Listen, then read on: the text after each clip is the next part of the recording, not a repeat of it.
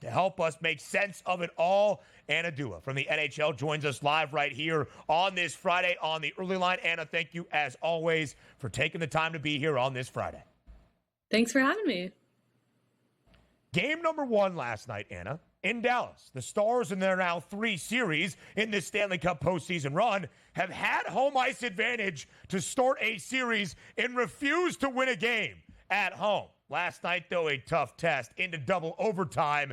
Edmonton wins 3-2 just about a half minute into that second OT session.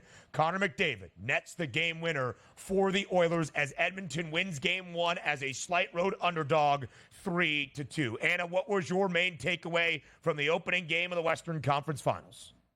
Edmonton really impressed me the way they were able to rally because, to be honest, I was doubting them a little bit after their series against the Vancouver Canucks. The Canucks were a battered team. They didn't have Thatcher Demko. They lost Brock Besser towards the end of that series, and Edmonton barely got out of that. I thought they should have had a little bit more of a dominant performance, whereas Dallas, I thought, looked really good heading into the Western Conference Final. But yesterday, Edmonton managed to stick around. Dallas had a great start to the game, and Edmonton found their way back. So that's just one of those situations where I feel like the Oilers really showcased that they are a team that could be a Stanley Cup contender, and it was close, guys. Honestly, I know the score sheet doesn't reflect it, but Dallas had a lot of great looks, and Stuart Skinner made a lot of great saves.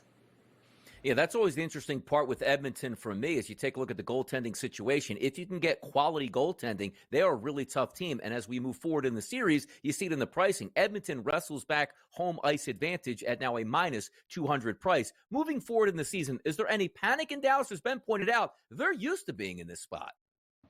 Yeah, I think there's a little bit more panic in terms of the Eastern Conference Final with the Rangers dropping their first game, whereas Dallas just can't win to start off a series, but that means they're a great comeback team for sure. I think a lot of people were down and out on them in Vegas, and Dallas found a way to rally there, so I wouldn't be too worried. The one big thing, though, is in the Stanley Cup playoffs, losing a double OT game is really hard to come back from because everyone's tired. They've had a long season. They played so much hockey to get to this point. You don't want to unnecessarily play that much extra hockey and then end up not even getting a win there.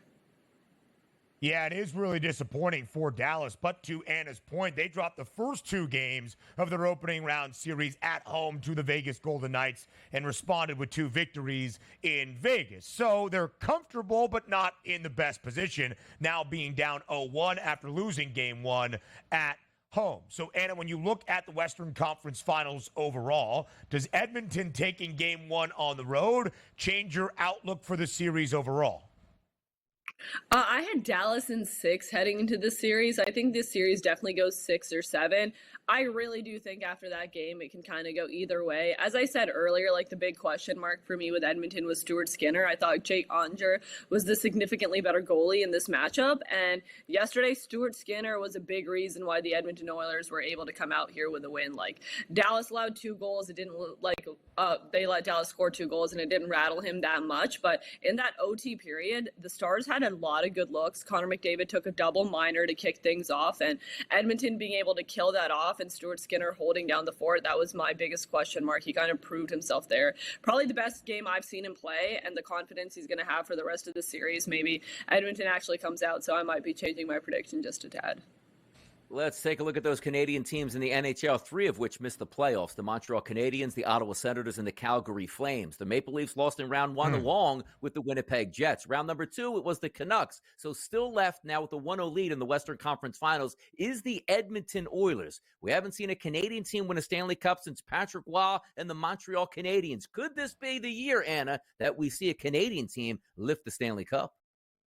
I mean, I don't want to jinx it. I've never seen the Canadian team win the Stanley Cup in my lifetime, so it would be great to see the Cup come back north of the border, but Edmonton's been having the storyline for the last couple of seasons. I truly think any of the 4 teams left could seriously win the Stanley Cup. This year, we're seeing 4 very, very strong teams left standing in the NHL. Florida had a great start against New York, but we know that the Rangers can really rack up those goals and come back into the series in Game 2.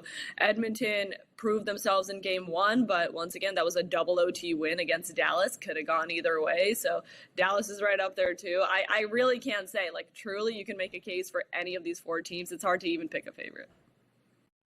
Anna, as a native of the Great White North, as a native of Toronto, are you rooting for Edmonton, Canada's last chance to win Lord Stanley's Cup? Oh man, I keep getting this question. We're doing a conference finals show right now for the NHL, which airs during every single game of the conference finals. And I swear to God, I was asked this 4 different times last night during this Edmonton-Dallas game. A lot of people disagree with me. This is just my take. I root for any Canadian team, and a lot of people in Toronto are going to be really angry that I said that. But, I want Cup come back to Canada.